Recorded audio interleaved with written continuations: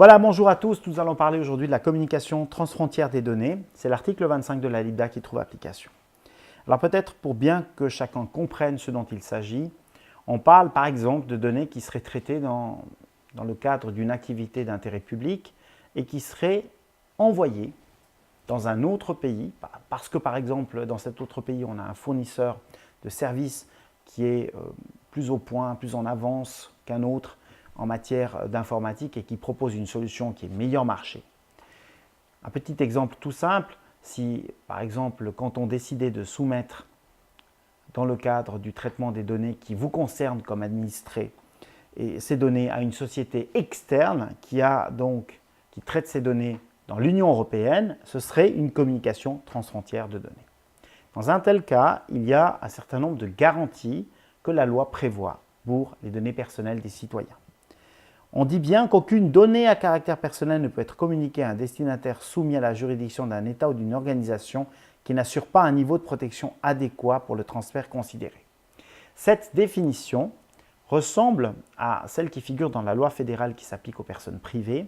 Donc en fait, nous avons en Suisse une liste d'États qui offrent un niveau de protection adéquat. Ce niveau de protection adéquat est examiné sur le plan fédéral par le préposé fédéral et donc nous savons très bien que lorsque nous enverrons des données en France, cela ne posera pas de problème.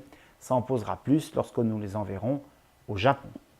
Donc, on a catalogué, si vous m'autorisez cette petite digression, les pays en fonction de leur niveau de compétence en matière de protection des données et des engagements qu'ils ont pris, notamment vis-à-vis de la Suisse. Si maintenant, il n'y a pas de niveau de protection adéquat, nous pouvons encore envisager de transmettre ces données si une des conditions figurant dans la loi est remplie. Par exemple, si on a besoin de ces données pour exercer un droit en justice. Alors, en réalité, la clé pour transmettre les données, c'est d'obtenir le consentement des personnes concernées si ces données sont transmises dans un État qui n'offre pas les mêmes garanties que la Suisse. Mais parfois, ces personnes ne peuvent pas donner leur accord. Je vous donne un exemple très simple.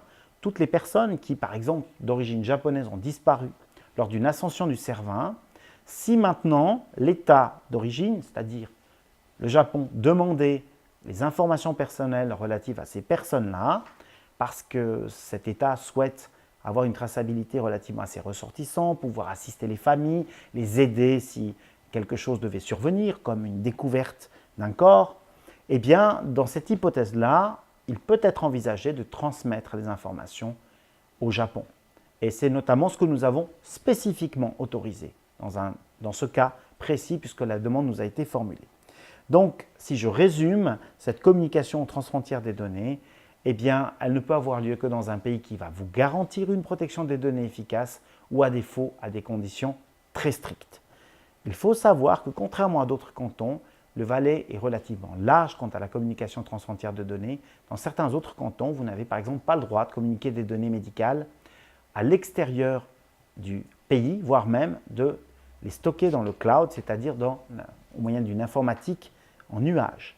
Eh bien, la disposition légale de l'article 25 ne répond manifestement plus aux attentes en matière de protection des données et elle va faire l'objet d'une proposition au Parlement pour être renforcée. Voilà, je vous remercie de votre attention et je vous souhaite une excellente journée.